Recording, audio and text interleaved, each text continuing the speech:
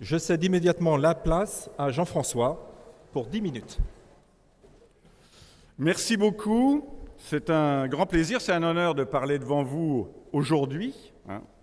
Donc, je vais vous parler, un état des lieux, c'est un peu impressionnant. Alors, comment il marche?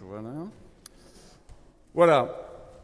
Donc, un état de la biodiversité, mais tout de même en se polarisant sur l'Europe.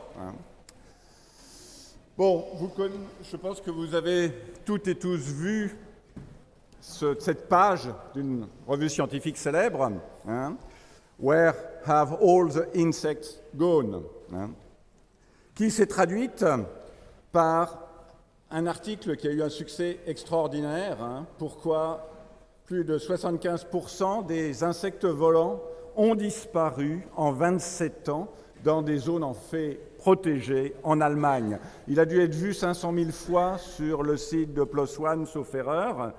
Donc c'est un papier qui a tout de même changé, je pense, beaucoup de choses dans la perception que beaucoup de gens ont de l'état de la biodiversité. Alors, qu'est-ce que dit la recherche ? La recherche dit que la biodiversité subit des pressions croissantes et que la science prévoit pour cette biodiversité des perspectives dramatiques. Les atteintes à la biodiversité vont s'accroître au cours des 50 prochaines années sous la pression de la démographie humaine, génératrice elle-même de besoins alimentaires croissants et d'une poursuite de l'artificialisation des terres à grande échelle, sous la pression d'une exploitation toujours plus intense des ressources naturelles dites couramment renouvelables, de l'intensification des pollutions chimiques, mais aussi des pollutions matérielles et des effets négatifs, donc des invasions biologiques qui, elles, sont favorisées par la mondialisation. Ces atteintes vont toucher en priorité les pays de la zone intertropicale, mais les régions boréales et polaires seront aussi impactées à la fois par le réchauffement climatique qui vient donc se combiner aux actions anthropiques directes. Les services écosystémiques dont bénéficie l'humanité seront altérés, mais à ce jour, on ne sait pas quelles en seront les conséquences sociales et économiques. Voilà. Donc ici, vous avez un pot pourri d'un certain nombre de papiers relativement importants qui sont sortis dans les derniers mois, à la fois sur la question de la biodiversité terrestre, mais aussi de la biodiversité marine. Alors, je n'ai pas pu en 10 minutes vous prendre une dizaine d'exemples. Là, juste 2 papiers sur lesquels je me suis arrêté. La question de la restriction des aires de distribution donc des carnivores terrestres. Voilà. Vous avez ici une flèche qui montre par exemple où se situe, disons que l'aire de distribution des guépards a été réduite de 91,5% on va dire dans le dernier siècle, ce qui est tout à fait considérable et va avoir une influence naturellement majeure sur les populations de ces animaux qui voient leur aire de redistribution réduite, que je vous rappelle que les atteintes à la biodiversité commencent par des atteintes aux populations, et dans certains cas, on aura des disparitions d'espèces, mais c'est d'abord les populations qui sont touchées.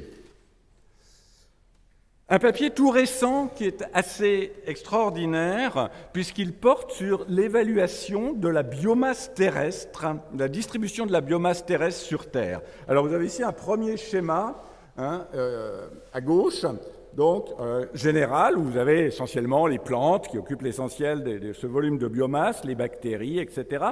Et puis en bas, là, un petit machin là qui correspond aux animaux. Et les animaux sont grossis ici. Et qu'est-ce qu'on voit ? On voit que naturellement on vit dans un monde d'arthropodes, ça c'est pas nouveau, Wilson l'avait dit dans le temps, de mollusques, d'annélides, voilà, de cnidaires, de poissons, entre guillemets, voilà. Et puis, quand on regarde de plus près, on voit 2 tout petits machins là, ici, là. Ça c'est les animaux sauvages. Et puis là, ici, encore plus petits, c'est les oiseaux sauvages, non d'élevage. Et puis ce qu'on voit aussi, c'est là la biomasse humaine et la biomasse de tous les animaux d'élevage, qui est plus importante encore que la biomasse humaine.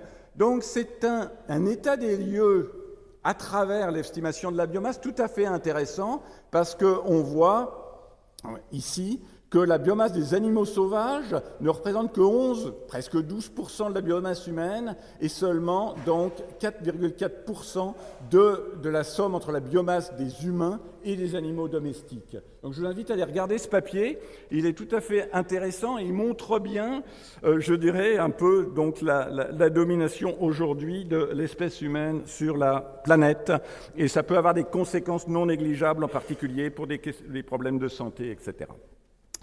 Alors, maintenant, si on se tourne, donc ça c'était un peu une présentation de quelques éléments venant directement de la science, maintenant si on regarde les synthèses, si on regarde ce qu'a pu faire l'IPBES, la plateforme internationale, intergouvernementale sciences politiques sur la biodiversité et les services écosystémiques. Vous savez qu'on sort de la plénière de Medellín, en Colombie, qui s'est tenue en mars 2018, avec des évaluations régionales sur tous les grands sous-continents du monde, et une évaluation sur les sols. Bon, en 10 minutes, j'aurais pas le temps de vous parler des sols, et pourtant c'est tout de même là aussi qu'il y a des choses dramatiques qui se passent. Alors quel est le constat qui est finalement partagé, C'est important de dire qu'il est partagé parce que les États ont accepté ces conclusions. Partagé par les 130 États membres de l'IPBES, dans toutes les régions du monde, à de rares exceptions près, la biodiversité et les services que l'homme en retire ont été dégradés, réduits ou perdus du fait de plusieurs pressions d'origine anthropique, les pertes d'habitat, la surexploitation et l'usage non durable des ressources naturelles, les pollutions de l'air, du sol et de l'eau, l'accroissement du nombre et de l'impact des espèces envahissantes et de celui du changement climatique. À l'échelle mondiale, on constate que les politiques et les actions n'ont pas à ce jour donné la priorité à l'arrêt des pertes de biodiversité et la perte des services écosystémiques associés, met en péril les capacités de toutes les régions du monde à atteindre leurs objectifs de reconquête de la biodiversité et du développement durable, donc les fameux objectifs d'Aichi et les ODD, les objectifs du développement durable.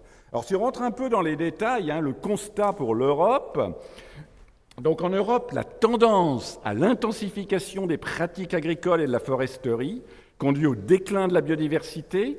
Les services d'approvisionnement comme la nourriture et l'énergie ont été clairement favorisés au détriment des services de régulation comme la pollinisation ou la formation des sols, justement, et des services immatériels. L'empreinte, et ça c'est très important, écologique de l'Europe de l'Ouest est de 5,1 hectares par personne, alors que sa biocapacité, sa capacité de production, est, elle, de 2,2 hectares. Donc vous voyez qu'il y a un déficit considérable et que la région va dépendre de l'importation des ressources renouvelables et de la production primaire fournie par d'autres régions, en particulier l'Amérique du Sud. Soja, Brésil, etc. Vous connaissez l'histoire. L'abondance, la distribution et la taille d'habitat de beaucoup d'espèces marines, oiseaux de mer, mammifères marins, tortues, herbiers, s'effondrent du fait de la pression humaine. Les espèces exotiques envahissantes, le changement climatique et la pêche sélective réduisent la diversité taxonomique et fonctionnelle en augmentant les espèces généralistes et en diminuant les spécialistes. Dans l'Union européenne, on va considérer que seuls 7% des espèces marines et 9% des habitats marins sont dans un bon état de conservation. 27% des espèces évaluées et 66% des habitats montrent un état de conservation défavorable. Toujours ce constat, 73% des habitats d'eau douce de l'Union européenne sont dans un état de conservation non favorable. Et ce qui est peut-être le plus important, et c'est quelque chose de mondial en fait, la surface des zones humides en Europe de l'Ouest et centrale a diminué de 60% depuis 1970. C'est tout de même un point majeur. Les pertes de biodiversité des eaux douces découlent de la destruction des habitats, des modifications induites par les installations hydroélectriques, la navigation, la protection contre les crues, l'agriculture, le développement urbain, etc. La plupart des espèces et habitats terrestres montrent des tendances au déclin en termes d'abondance, d'étendue de l'habitat et de préservation. Cela est dû principalement, là aussi, à l'agriculture, à la foresterie, aux infrastructures de transport, au développement urbain et au changement climatique. Les principales causes du déclin des espèces terrestres sont donc les changements d'usage des terres et la pollution due aux pratiques agricoles et forestières, à l'exploitation des ressources naturelles, au changement climatique et aux espèces envahissantes. Alors, je n'invente pas, là, je reprends les termes des sorties de l'IPBES, encore une fois, validés par les 130 pays membres. Alors quand on regarde ça c'est ce qui est contenu dans le résumé pour décideurs de l'évaluation Europe-Asie centrale, quand on regarde maintenant le rapport complet, on a donné quelques compléments intéressants aussi, sur lesquels on peut revenir quelques secondes. 75% des races d'oiseaux domestiques et 58% des races de mammifères domestiques sont menacées d'extinction. Entre 80 et 2013, l'abondance des oiseaux communs en zone agricole a diminué de 57%, ça ne vous étonnera pas, parce qu'en France, on est dans les mêmes logiques. Il en va de même de l'abondance des papillons dans les prairies et des colonies d'abeilles, là aussi, des choses relativement connues. Les groupes les plus menacés néoterrestres sont les plantes vasculaires, les bryophytes, les poissons d'eau douce et les mollusques d'eau douce. On n'y pense pas toujours. En Europe de l'Ouest et centrale, les principaux facteurs à l'origine du déclin des populations dans tous les règnes sont l'agriculture, et là il y a des chiffres intéressants qui viennent compléter. L'utilisation des pesticides a affecté 73% des populations évaluées, par exemple. Et l'intensification, 42%, la modification des pratiques culturelles, 36%. La réduction de la connectivité des habitats, pour 55%. La pollution des eaux de surface, 56%, les espèces envahissantes. Les changements dans les conditions hydrauliques et la foresterie.